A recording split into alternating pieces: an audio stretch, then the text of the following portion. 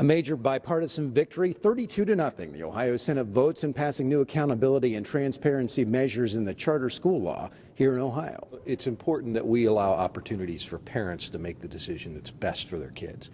Moms and dads make far better choices than education bureaucrats. And so this bill makes sure that moms and dads have accurate information about the differential quality of charter schools in Ohio. Bright students sporting bright shirts highlighted Online Learning Day at the State House. They're part of Ohio's growing charter school community.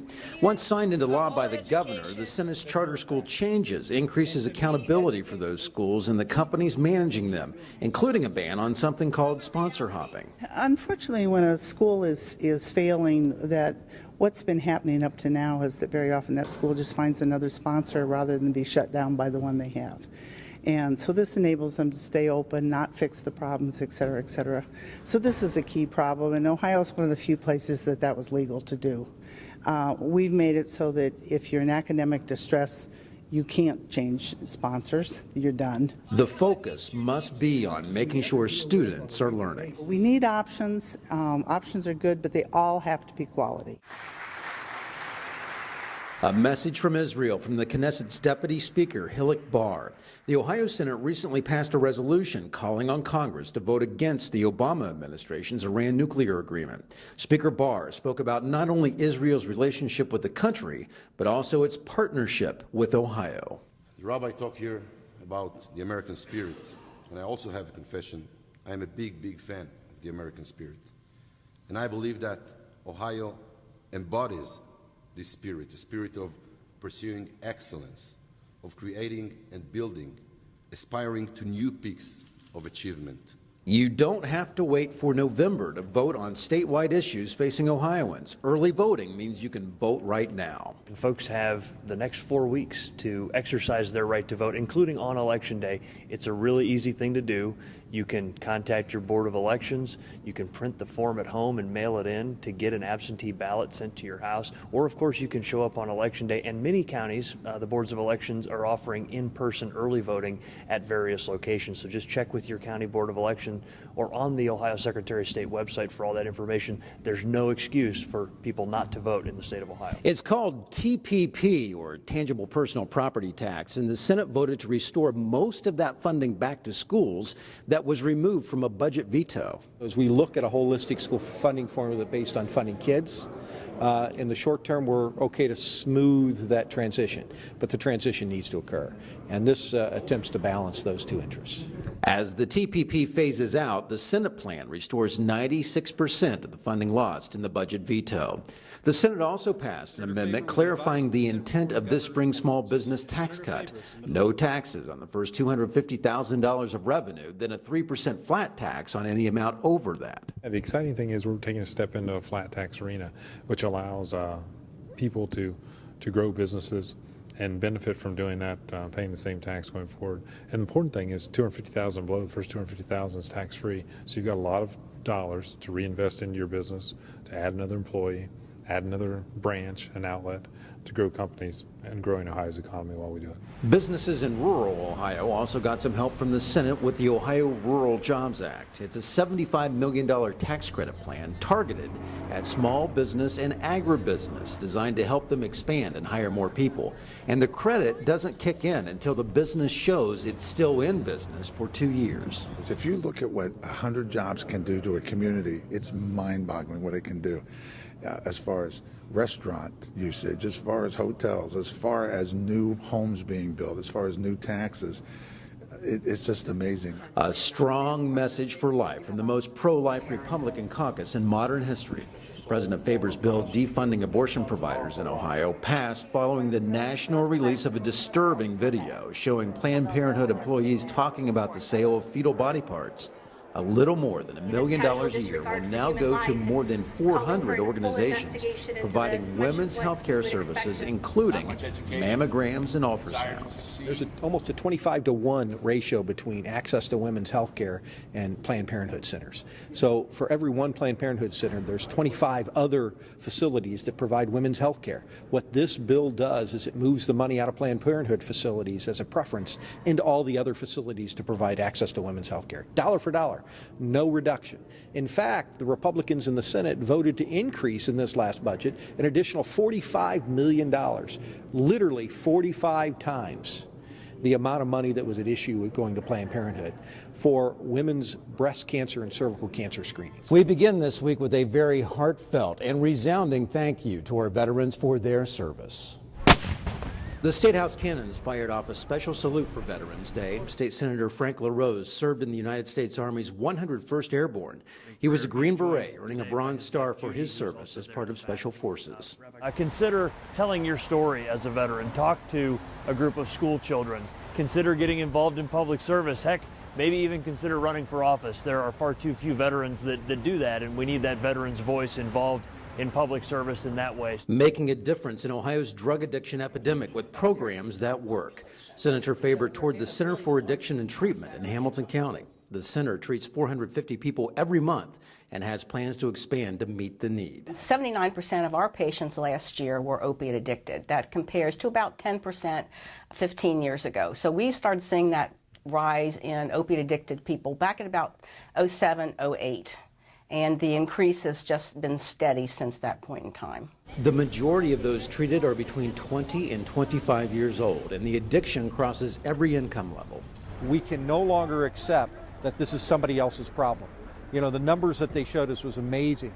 The number of the mix and the age levels of people that are being subject to substance abuse has really changed dramatically, and a lot of that's a new heroin problem. Former high school teacher and coach Senator Cliff Hite kicked off statewide discussions about student-athlete safety and the fees involved for sports and after-school activities. I can't imagine where I would be without the well-rounded education I received in athletics and in music and in other extra, and even the chess club. I mean that with all my heart. I think they're so invaluable to students, and I witnessed that after 30 years of teaching, how just important that really is. A solid game plan from Ohio's colleges and universities toward reducing the cost of tuition. All 43 schools answered Senator Faber's 5% challenge, asking them to save students 5% towards the cost of tuition. Miami of Ohio offers a 20% discount for online courses and targets extra savings by keeping students on a 4-year or less timeline. What we focused on is the biggest bang for the buck is clearly in helping students finish on time or earlier. The sooner they can finish, the better their results. A single semester, if you can shorten the time by a single semester, should give a student on average about 12% decrease in the total cost. So it's a pretty big deal if we can do that. Christmas time at the State House. And what would Christmas be without the kids?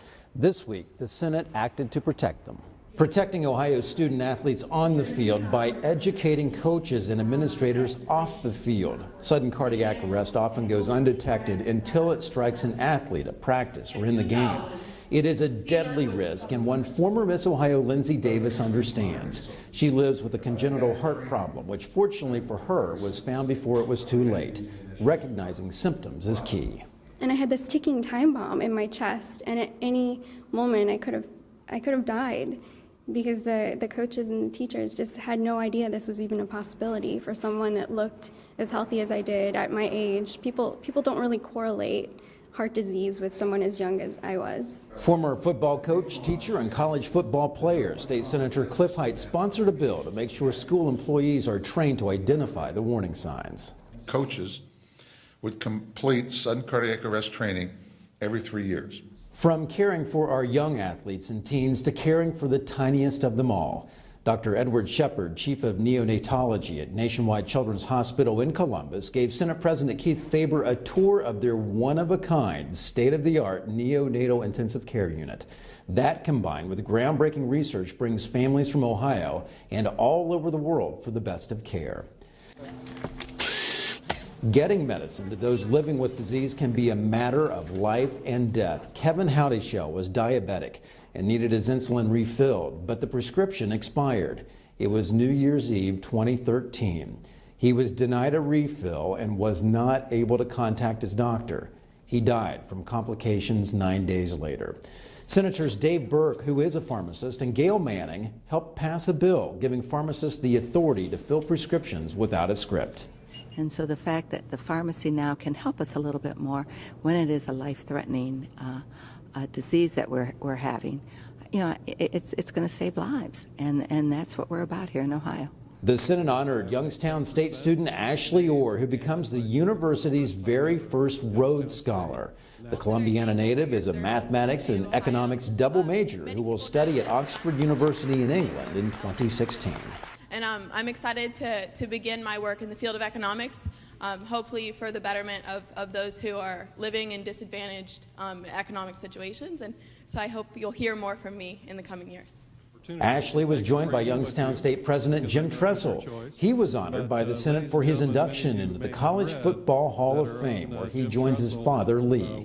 They become the only father and son inducted into the College Football Hall of Fame. And I'm so proud, too, to also be in the Hall of Fame where my dad is. He's a proud Buckeye. He grew up in Northwest Ohio in Ada, Ohio. Fittingly, the former YSU and Ohio State head coach was joined by Brutus Buckeye. The Senate wished Brutus a happy 50th birthday, representing scarlet and gray spirit for half a century. The holidays are supposed to give you a warm feeling, and we are here at WARM. This is the Westerville Area Resource Ministry. Last year, they served more than 318,000 meals out of their food bank and helped more than 17,000 people. In our school district, there's over 31,000 households. So if you take a third of those, 10,000, 10,500, are at what we call risk of food insecurity. They're not sure where their next meal is coming from. The Senate recognized that need. In the new 2-year budget, Ohio's food banks received an additional $5.25 million per year, bringing the total to nearly $20 million a year. Feeding the hungry in Ohio is vitally important to the governor and our administration. We talked a lot today about jobs and cutting taxes and making it easier for a business to be successful here. And that's all really important because the opportunity for a good job is what heals families and communities. But in the meantime, we have to take care of those that are less fortunate and may need a little bit of a hand up. During the year-end news conference at the Westerville Area Resource Ministry, Governor Kasich signed an executive order giving both the food banks and community action centers $1 million that they'll split. If you are poor, disabled, addicted, we're not going to just ignore you. From helping people to helping their tax dollars work more efficiently, it's all part of the legislature's Common Sense Initiative and a priority for Senator Faber in the new year. You know, Ohioans care. Ohio cares.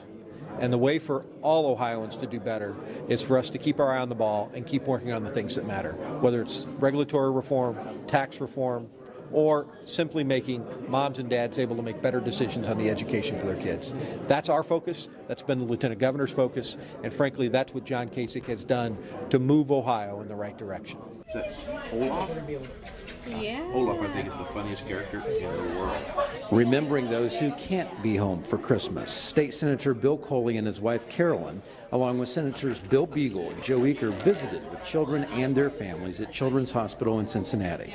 They also thanked the medical staff for their care, commitment, and compassion over the holidays, delivering toys donated by Senate staff. It's the greatest gift you can give someone, the gift of life, and people here at Cincinnati Children's Hospital and all our children's hospitals in the state, they do such a great job with restoring life to the kids and giving life to the kids and then restoring hope to the families. And that's just